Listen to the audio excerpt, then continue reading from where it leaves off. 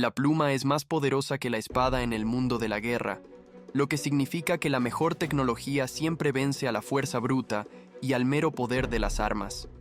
Los nazis sabían esto y dedicaron una gran cantidad de esfuerzo y dinero al desarrollo de armas e investigación científica, lo que resultó en avances tecnológicos increíbles en todos los campos posibles, algo que nunca se había logrado en tiempos de paz. Barcos increíblemente rápidos, aviones casi indetectables, misiles balísticos capaces de alcanzar el espacio, nuevos materiales y algunas de las armas más destructivas de la historia fueron algunos de sus logros. Incluso estuvieron muy cerca de desarrollar la bomba atómica.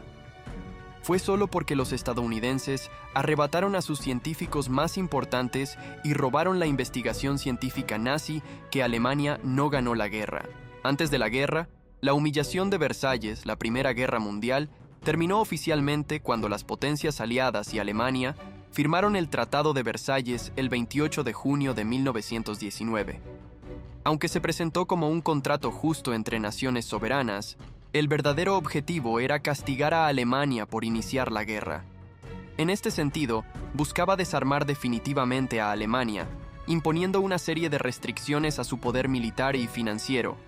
La débil República de Weimar, que surgió después de la guerra, no tuvo más remedio que firmarlo.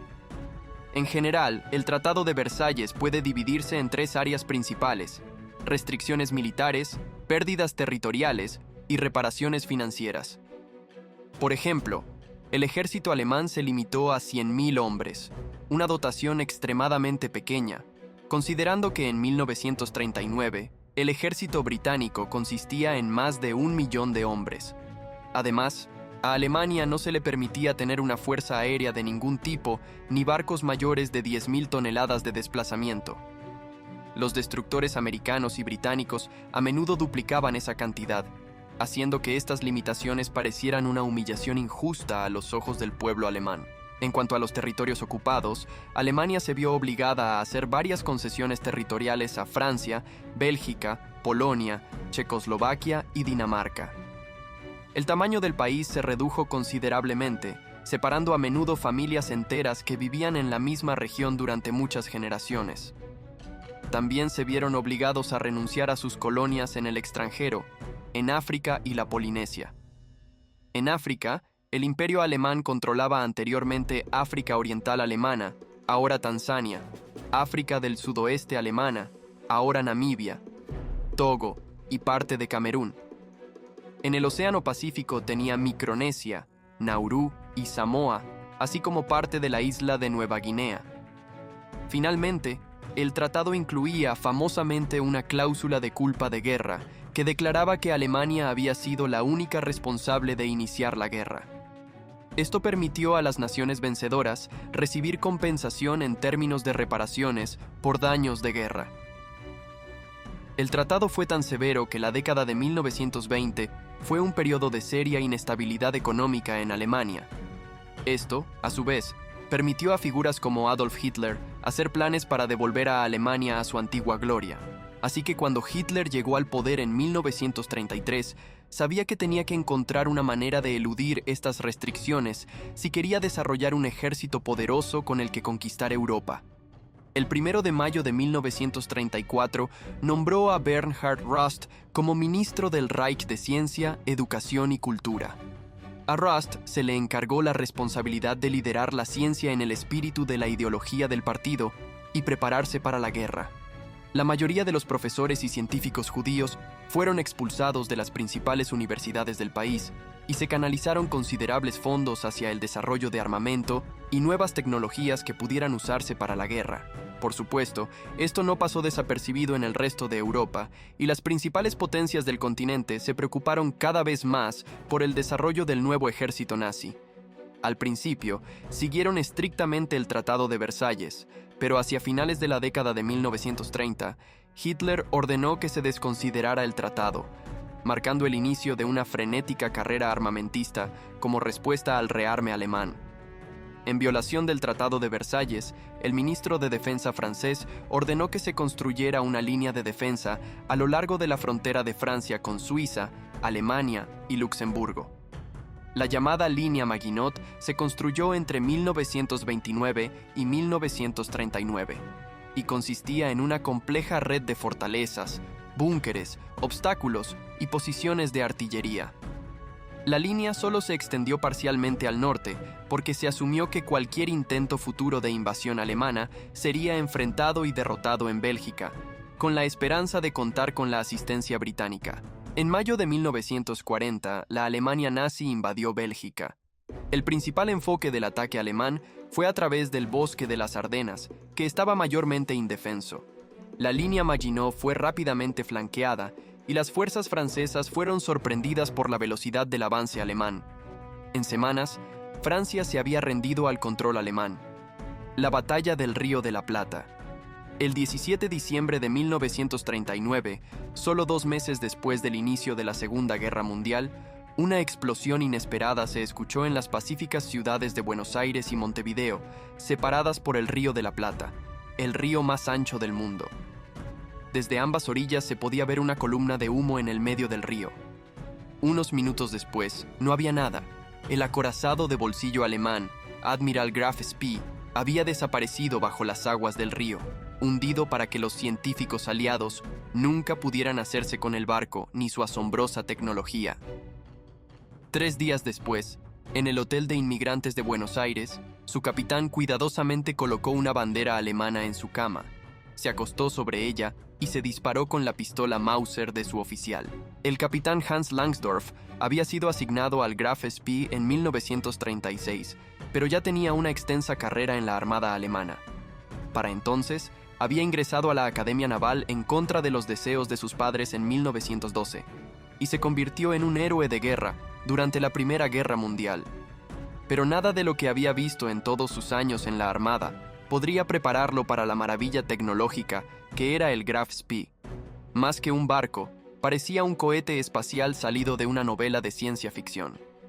Simplemente era la embarcación más avanzada del mundo en ese momento, lo cual era un milagro considerando las limitaciones impuestas por los ganadores de la Primera Guerra Mundial menos de 20 años antes. A los mejores ingenieros de Hitler se les encomendó construir la embarcación más destructiva y rápidamente le presentaron los planos de un nuevo tipo de destructor. Era tan poderoso y compacto que no podía creer que fuera posible. Llamaron al prototipo un Taschenkreuzer o crucero de bolsillo debido a lo pequeño que era. Pero aunque no parecieran mucho desde la distancia, los cruceros de bolsillo alemanes eran increíblemente rápidos y mortales, alcanzando velocidades de casi 30 nudos gracias a sus motores diésel de 54.000 caballos de fuerza. Los barcos estaban equipados con una catapulta, lo que permitía que un pequeño hidroavión Heinkel G-60 despegara directamente desde la cubierta del barco. El Admiral Graf Spee también fue el primer buque de guerra alemán en estar equipado con un radar, una tecnología que había sido inventada solo un año antes por un equipo de científicos británicos. Los nazis fueron rápidos en copiar la tecnología y aprender a fabricar sus propios radares. Aunque no era nazi, el capitán Langsdorff era sobre todo leal a su país, y por esta razón siguió las órdenes de sus superiores sin cuestionar. Cuando Alemania declaró la guerra a Gran Bretaña y Francia, el Graf Spee estaba en el mar, patrullando el Océano Índico. Desde ese momento, cada vez que se avistaba un barco mercante británico, el capitán Langsdorff ordenaba a su tripulación hundirlo, pero asegurándose de que ningún tripulante fuera herido en el proceso. Después, la tripulación enemiga sería dejada en el puerto más cercano. Después de hundir varios barcos enemigos, el Graf Spee navegó hacia las Islas Canarias para reabastecerse. Luego, continuó navegando por el Océano Atlántico Sur. El 13 de diciembre, el Graf Spee avistó un grupo de 3 destructores británicos a varias millas al este de Montevideo, Uruguay. Fueron identificados como el Exeter, el Ajax y el Achilles. Los barcos de la Marina Británica fueron los primeros en disparar, pero fallaron. El Graf Spee respondió con una salva inicial precisa, que dañó severamente al Exeter. Después de 2 impactos más de cañón y torpedos, el Exeter tuvo que huir de la batalla para ser reparado. Sabiendo que el Graf Spee tenía más armas, pero era solo un barco, el Ajax y el Achilles se separaron y trataron de rodear al Graf Spee. Un desafortunado proyectil de 8 pulgadas disparado desde el Aquiles penetró 2 cubiertas del Graf Spee y destruyó por completo su unidad de procesamiento de combustible, lo que significaba que no podría ir muy lejos antes de necesitar reabastecerse. La pluma es más poderosa que la espada en el mundo de la guerra, lo que significa que la mejor tecnología siempre vence a la fuerza bruta y al mero poder de las armas. Los nazis sabían esto y dedicaron una gran cantidad de esfuerzo y dinero al desarrollo de armas e investigación científica, lo que resultó en avances tecnológicos increíbles en todos los campos posibles, algo que nunca se había logrado en tiempos de paz. Barcos increíblemente rápidos, aviones casi indetectables, misiles balísticos capaces de alcanzar el espacio, nuevos materiales y algunas de las armas más destructivas de la historia fueron algunos de sus logros. Incluso estuvieron muy cerca de desarrollar la bomba atómica. Fue solo porque los estadounidenses arrebataron a sus científicos más importantes y robaron la investigación científica nazi que Alemania no ganó la guerra. Antes de la guerra, la humillación de Versalles, la Primera Guerra Mundial, terminó oficialmente cuando las potencias aliadas y Alemania firmaron el Tratado de Versalles el 28 de junio de 1919. Aunque se presentó como un contrato justo entre naciones soberanas, el verdadero objetivo era castigar a Alemania por iniciar la guerra. En este sentido, buscaba desarmar definitivamente a Alemania, imponiendo una serie de restricciones a su poder militar y financiero. La débil República de Weimar, que surgió después de la guerra, no tuvo más remedio que firmarlo. En general, el Tratado de Versalles puede dividirse en 3 áreas principales: restricciones militares, pérdidas territoriales y reparaciones financieras. Por ejemplo, el ejército alemán se limitó a 100.000 hombres, una dotación extremadamente pequeña, considerando que en 1939 el ejército británico consistía en más de 1 millón de hombres. Además, a Alemania no se le permitía tener una fuerza aérea de ningún tipo, ni barcos mayores de 10.000 toneladas de desplazamiento. Los destructores americanos y británicos a menudo duplicaban esa cantidad, haciendo que estas limitaciones parecieran una humillación injusta a los ojos del pueblo alemán. En cuanto a los territorios ocupados, Alemania se vio obligada a hacer varias concesiones territoriales a Francia, Bélgica, Polonia, Checoslovaquia y Dinamarca.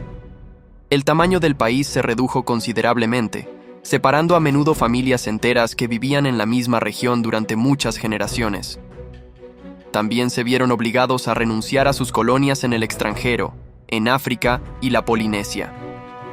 En África, el Imperio Alemán controlaba anteriormente África Oriental Alemana, ahora Tanzania, África del Sudoeste Alemana, ahora Namibia, Togo y parte de Camerún. En el Océano Pacífico tenía Micronesia, Nauru y Samoa, así como parte de la isla de Nueva Guinea. Finalmente, el tratado incluía famosamente una cláusula de culpa de guerra que declaraba que Alemania había sido la única responsable de iniciar la guerra. Esto permitió a las naciones vencedoras recibir compensación en términos de reparaciones por daños de guerra.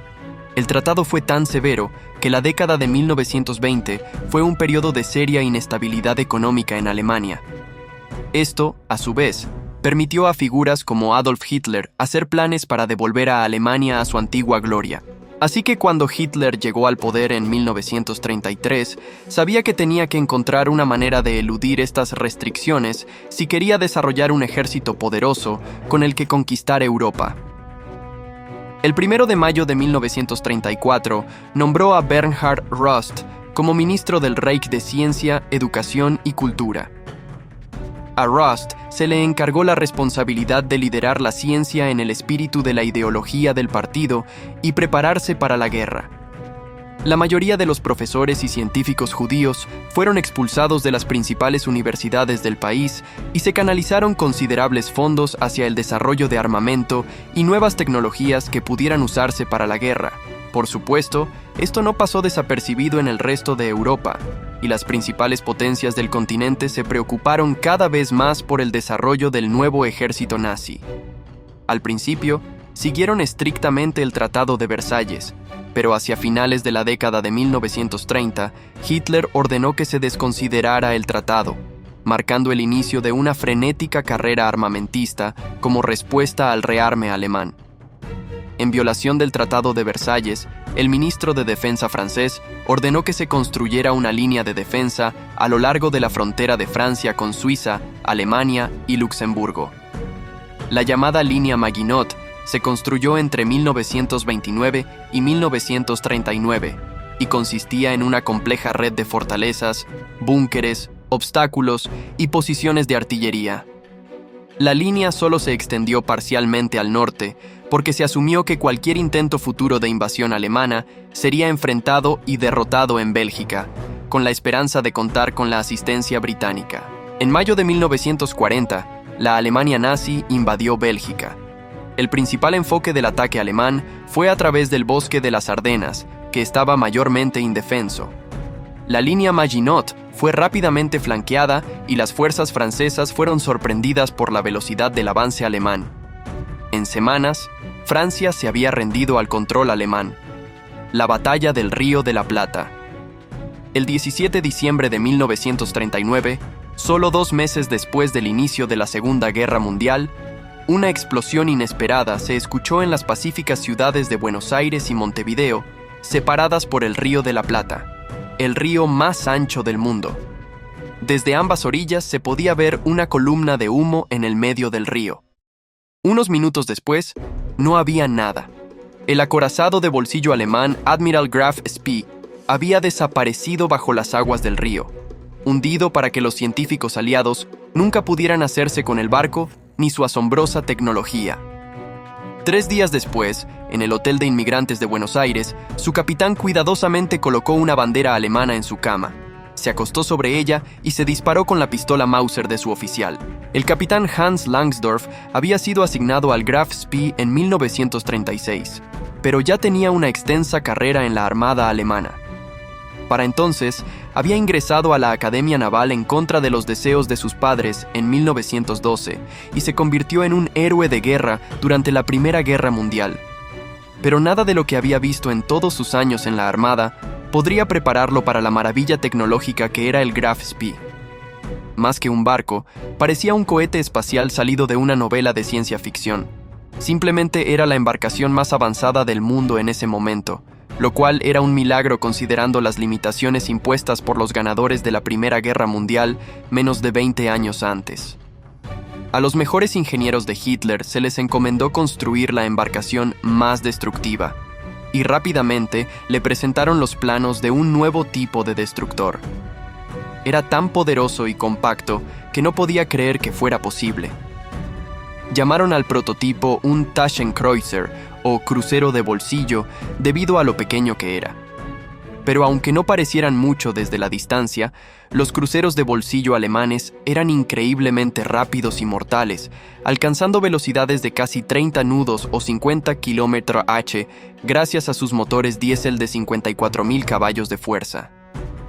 Los barcos estaban equipados con una catapulta, lo que permitía que un pequeño hidroavión Heinkel G-60 despegara directamente desde la cubierta del barco. El Admiral Graf Spee también fue el primer buque de guerra alemán en estar equipado con un radar, una tecnología que había sido inventada solo un año antes por un equipo de científicos británicos. Los nazis fueron rápidos en copiar la tecnología y aprender a fabricar sus propios radares. Aunque no era nazi, el capitán Langsdorff era sobre todo leal a su país, y por esta razón siguió las órdenes de sus superiores sin cuestionar. Cuando Alemania declaró la guerra a Gran Bretaña y Francia, el Graf Spee estaba en el mar, patrullando el Océano Índico. Desde ese momento, cada vez que se avistaba un barco mercante británico, el capitán Langsdorff ordenaba a su tripulación hundirlo, pero asegurándose de que ningún tripulante fuera herido en el proceso. Después, la tripulación enemiga sería dejada en el puerto más cercano. Después de hundir varios barcos enemigos, el Graf Spee navegó hacia las Islas Canarias para reabastecerse. Luego, continuó navegando por el Océano Atlántico Sur. El 13 de diciembre, el Graf Spee avistó un grupo de 3 destructores británicos a varias millas al este de Montevideo, Uruguay. Fueron identificados como el Exeter, el Ajax y el Achilles. Los barcos de la Marina Británica fueron los primeros en disparar, pero fallaron. El Graf Spee respondió con una salva inicial precisa que dañó severamente al Exeter. Después de 2 impactos más de cañón y torpedos, el Exeter tuvo que huir de la batalla para ser reparado. Sabiendo que el Graf Spee tenía más armas, pero era solo un barco, el Ajax y el Achilles se separaron y trataron de rodear al Graf Spee. Un desafortunado proyectil de 8 pulgadas disparado desde el Achilles penetró 2 cubiertas del Graf Spee y destruyó por completo su unidad de procesamiento de combustible, lo que obligó al capitán a retirarse a Montevideo para reparaciones. Submarinos. Los submarinos son sin duda el tipo de barco más avanzado, mortífero y tecnológico jamás inventado. Desde principios de 1900, fue durante la Segunda Guerra Mundial cuando se transformaron en verdaderas máquinas de matar. Desde submarinos enanos hasta los clásicos y sigilosos U-Boats Mark XXI, se construyeron más de 1.200 embarcaciones submarinas entre 1939 y 1945. Ningún mar del mundo era seguro para los barcos aliados. Desde septiembre hasta diciembre de 1939, los U-Boats alemanes hundieron 221 barcos, perdiendo solo 9 U-Boats en el proceso. Esta impresionante hazaña se logró bajo la dirección del gran almirante Karl Dönitz, uno de los mejores estrategas de guerra y un hábil piloto de submarinos que había comandado varios de estos en la Primera Guerra Mundial. La historia de los submarinos alemanes, particularmente los U-Boats, durante la Segunda Guerra Mundial, es un testimonio de la asombrosa evolución tecnológica y la implacable voluntad de Alemania de cambiar el curso de la guerra a su favor. Bajo el mando del gran almirante Karl Dönitz, estos submarinos se convirtieron en una de las fuerzas más temidas y letales del conflicto, redefiniendo la naturaleza de la guerra naval en el Atlántico y demostrando la capacidad de las máquinas para superar la mera fuerza humana en el campo de batalla. Los U-Boats, conocidos por su sigilo y capacidad de infligir daño significativo a los barcos enemigos sin ser detectados, encarnaban la sofisticación tecnológica alemana. Al comienzo de la guerra, estos submarinos operaban con relativa impunidad, hundiendo más de 221 barcos aliados en apenas 3 meses y demostrando el devastador potencial de la estrategia de guerra submarina sin restricciones. La capacidad de los U-Boats para operar bajo el radar y atacar a los convoyes aliados casi a voluntad generó un terror incalculable en los mares. La infame estrategia de manadas de lobos de Dönitz, donde varios submarinos se coordinaban para atacar simultáneamente un solo convoy, mostraba no solo su genialidad táctica, sino también su creencia en la supremacía del poder tecnológico. Sin embargo, mientras Alemania perfeccionaba su maquinaria de guerra submarina, también se enfrentaba a crecientes desafíos. Las potencias aliadas, tras sufrir pérdidas masivas, no tardaron en desarrollar contramedidas cada vez más sofisticadas. Nuevas tecnologías, como el radar y los sistemas de sonar avanzados, junto con la creación de los grupos cazadores asesinos, compuestos por escoltas antisubmarinas rápidas y portaaviones, comenzaron a dar vuelta la balanza en los mares. La guerra ya no era solo una cuestión de quién tenía la tecnología más avanzada, sino también de quién podía adaptarse más rápidamente a un entorno de guerra que evolucionaba constantemente. A medida que la guerra avanzaba, la suerte de la flota de U-Boats comenzó a decaer. A pesar de los impresionantes avances en ingeniería, como la capacidad de los submarinos alemanes de sumergirse a mayores profundidades y utilizar torpedos más efectivos como el G-7E, las fuerzas aliadas estaban cerrando la brecha tecnológica. Los avances en la construcción de barcos y el despliegue de nuevas tácticas comenzaron a hacer mella en la capacidad de los U-Boats de operar con impunidad. Las batallas por el control del Atlántico se convirtieron en un constante tira y afloja, donde cada bando intentaba ganar la ventaja decisiva. El ocaso de la Kriegsmarine alemana llegó cuando los U-Boats, alguna vez la columna vertebral de la estrategia naval alemana, empezaron a ser superados tanto numérica como tecnológicamente por las fuerzas aliadas. Los devastadores ataques contra las rutas de convoyes y los intentos de los alemanes de expandir sus operaciones hacia el Caribe y África Occidental fueron contrarrestados por la cada vez más eficaz maquinaria bélica aliada. Las bajas en la flota de U-Boats aumentaron exponencialmente, y la marina alemana, antaño temida, comenzó a desmoronarse bajo el peso de su desgaste. El avance aliado en la detección y destrucción de submarinos dejó a los alemanes cada vez con menos opciones. la decisión de Dönitz de trasladar la ofensiva submarina hacia áreas más remotas como las Azores fue un último intento desesperado por retener alguna ventaja estratégica. Sin embargo, para 1945, la otrora formidable flota de submarinos había quedado reducida a fragmentos dispersos de lo que alguna vez fue una de las fuerzas más letales del mundo. La caída de los U-Boats marcó no solo el declive de la guerra submarina alemana, sino también el fin de una era en la que la tecnología submarina parecía invencible. A pesar de los impresionantes logros técnicos, como el desarrollo de los submarinos enanos Beaver y los avances en armamento y detección, los defectos humanos, las limitaciones de recursos y la implacable respuesta aliada sellaron el destino de la Kriegsmarine. La estrategia de manada de lobos de Dönitz, aunque revolucionaria en su momento, se quedó atrás frente a las nuevas tácticas de las fuerzas aliadas.